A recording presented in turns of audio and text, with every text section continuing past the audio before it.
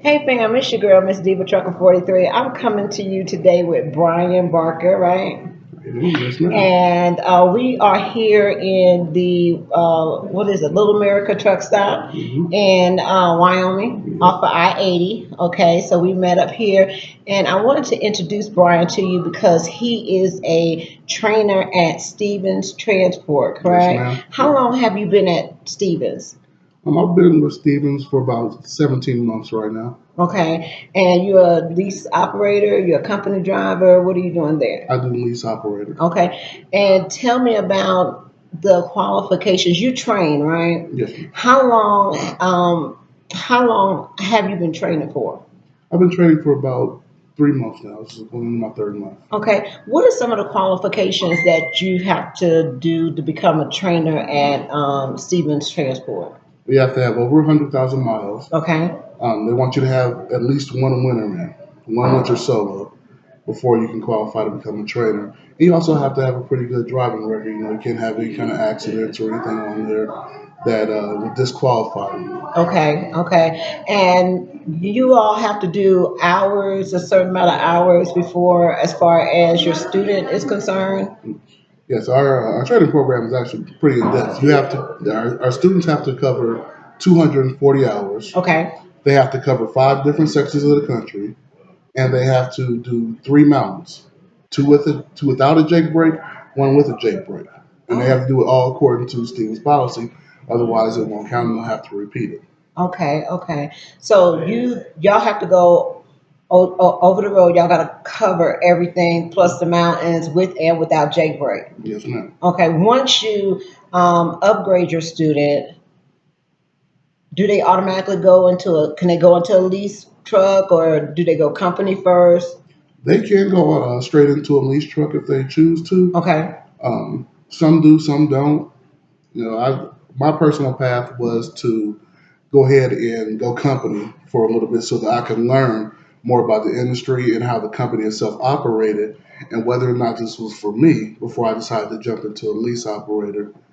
This way I wasn't, over my head now with payments and everything Can else. you switch back like at any time? Like if you choose to do company, can you go lease? Can you if things like that? If Oh you yeah, okay. you can definitely go back. What about the pay as for students? Do they get paid hourly? Do they get paid a salary every week? Our students are salaried while they're on the truck. They don't go mileage until they actually get their own truck. Okay, okay. So as far as the students are concerned, how many have you trained so far about?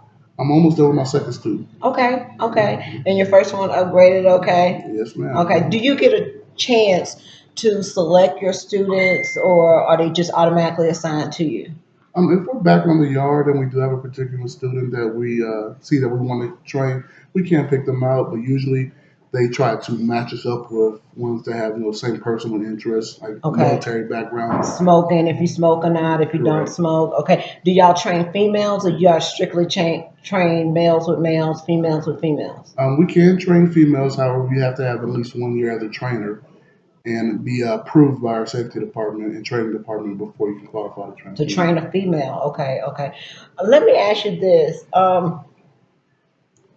Being a trainer, what are some of the challenges that you find out here as far as working with the students that you have?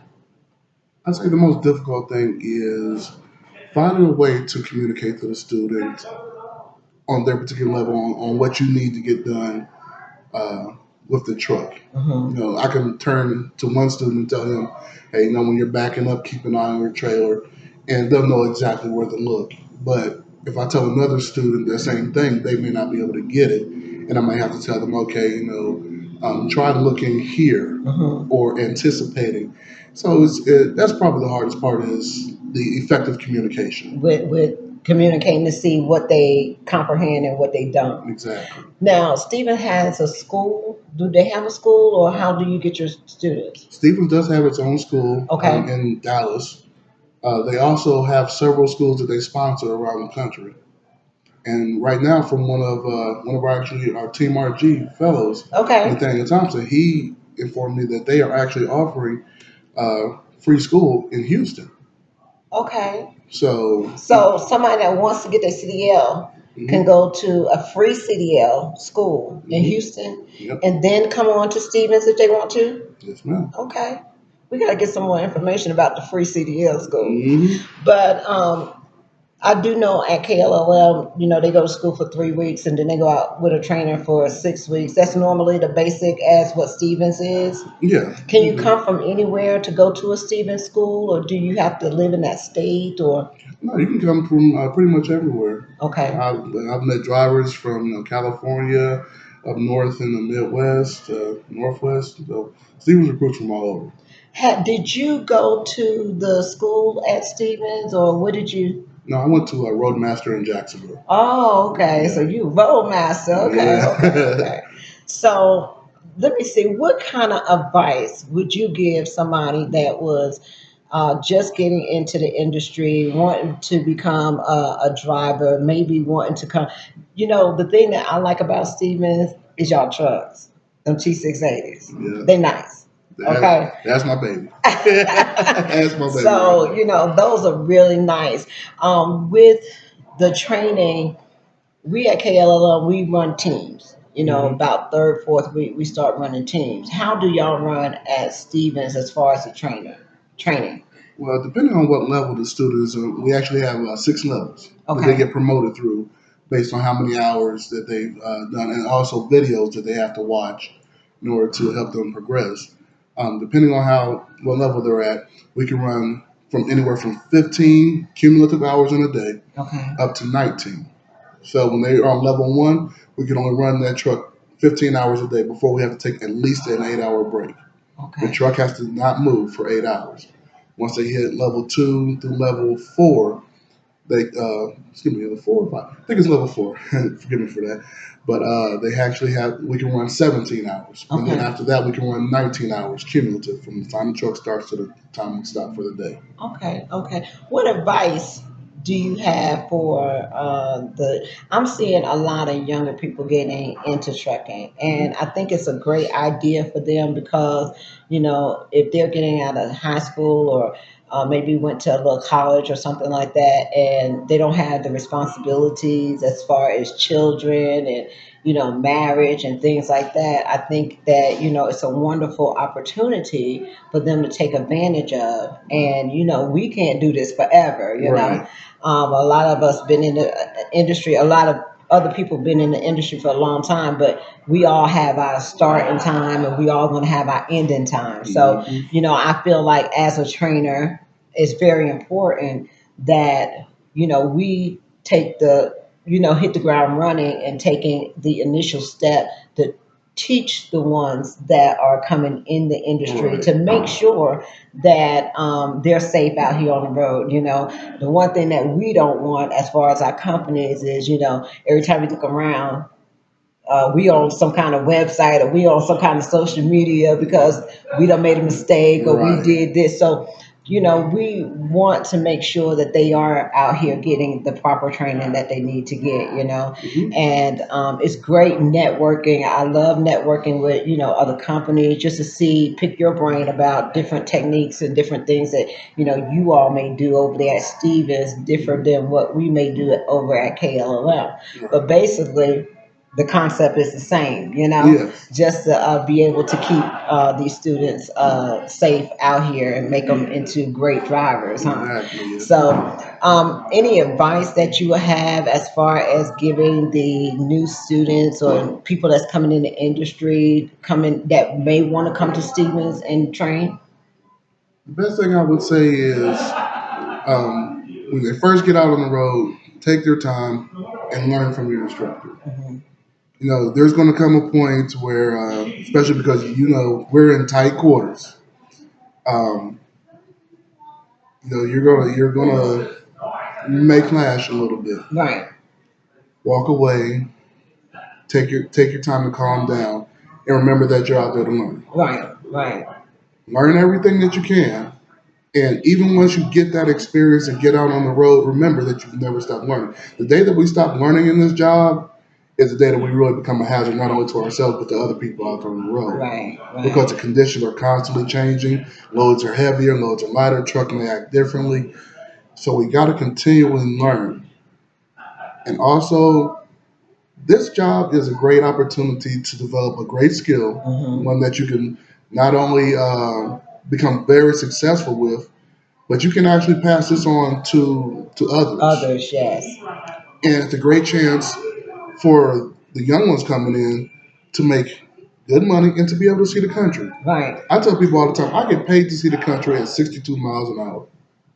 Oh, y'all govern that system too. Yeah, I know we slow. That's okay. As long as you get there. As long as you get there. It don't matter. As long as you get there, that's fine. I guess 11 hours is 11 hours. Uh-huh, yeah, as long as you get there, it's fine. It's okay. We ain't gonna fault you for that. But listen, what are some of your expectations when you get a student out here on the road? What do you expect from your student?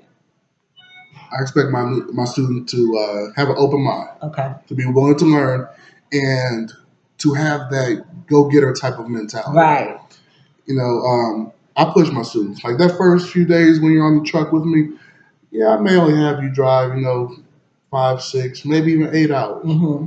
Once we start going though, I'm gonna have you run probably about 9 to 10 hours a day. Okay. Probably I'm gonna push you into that 10th hour. And it's not because I'm trying to just use students as meat in the seat so I can get extra miles or anything like that. It's because as a solo driver, you have to run those hours. And it's best to get that part of the training out of the way. Now, this way you know how you feel when you get tired and you can be able to tell me, hey, I need to shut down. And we can work together to look for a place to shut down and do things safely. Right. As opposed to you getting out there and thinking that you can run and having an accident. Also, as a trainer, one of my personal things is I have my students run the second shift. Okay. So they typically start So about. you give them a time period for what shift that they're gonna have. Yeah. Okay. Yeah, for the most part. Okay. Like if we start at let's say 6 o'clock in the morning. Okay. I'll probably drive from about 6 a.m. till let's say 11. Okay. And then after that, I'll have my student take over, and they'll run from about 11 a.m. to about 11 p.m. so that they get a chance to not only drive during the day, but they get some chance to drive in the night conditions as well. That's right. Because we have to know how to be able to track where that trailer is going when we're coming around corners and everything Right. at night.